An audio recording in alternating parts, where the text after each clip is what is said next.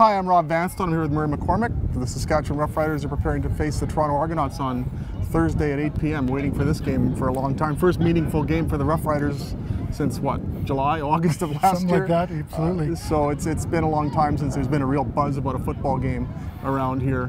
Murr, so much change, so many things to examine. What are you most curious about heading into the opener? What are you going to be looking for? So it's making me feel buzzy.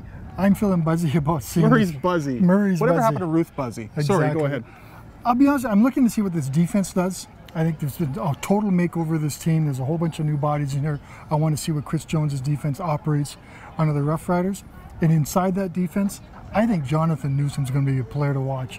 It's training camp, it hasn't done much, but you watch this guy practice, he plays at another level. He's a guy that I'm kind of excited about watching. And I'm looking to see what this farewell season is going to be about. I know it's the last year, we're moving to this brand new stadium. I'm kind of excited to see and interested what the fans are going to be like saying goodbye to this old girl and that kind of part. And maybe make it a memorable year by the Roughriders having a decent season, which would be even more exciting. How about you, Rob? Anything about? Where do you start, Murr?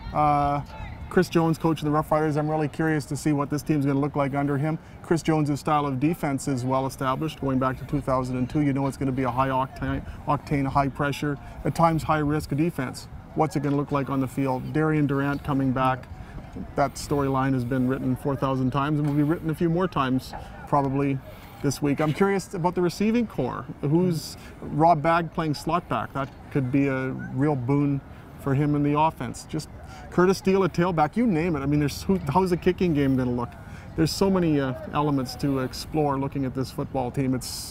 It's a virtual makeover. So those questions are things to be excited about. You know, all those things. Those are all questions that are outstanding right now that need to be answered, and we've had to wait a week to get those responses because of the bye week. That's why I think they're excitement, but they're questions about this team too, which is going to add a little more excitement to it because they try to find the answers and responses and hope their questions are answered better than they were last year. Yeah, and how soon can those questions be answered? Yeah. Chris Jones in Edmonton, there really wasn't much of a transition going from the 4-win team that he inherited to the 12-win team that he produced in year 1 and the Grey Cup team that he produced in year 2. Roughriders won 3 games this year. Is it realistic to expect the kind of ascendancy that with the Roughriders that Chris Jones was responsible for, or largely responsible for, in Edmonton? I think this is a bit of a larger rebuilding project than the one that Chris Jones had in Edmonton. But Craig Reynolds has said the playoffs are a goal. That's the expectation. So can they go from 3 wins to at least 9 or 10 that would be required in the West Division to get in the playoffs? I don't want to jump on the line so many wins. That seems like a lot of wins. You know, I've jokingly said double win total is realistic on this team. Maybe it is based on what we saw in some of the preseason stuff, but yeah, that's a huge jump.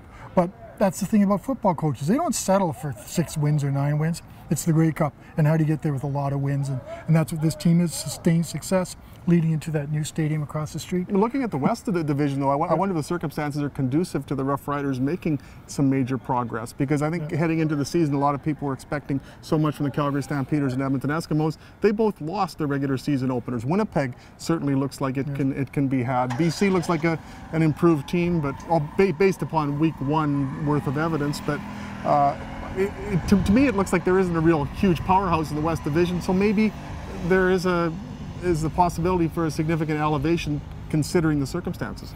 Anyway, we know we're going to be a powerhouse. We're going to be here all year, aren't we? I sure hope so. And even longer, maybe into the playoffs. I'll talk to my Dr. DeWitt, and see what he has to say about that. Should be a lot of fun. It was an interesting training camp. It exceeded my expectations. I'm hoping the regular season does that for me too. I hope you'll be with us too. For Murray McCormick and the cameo by Ruth Buzzy, I'm Rob Vanstone. Thanks so much for your time today.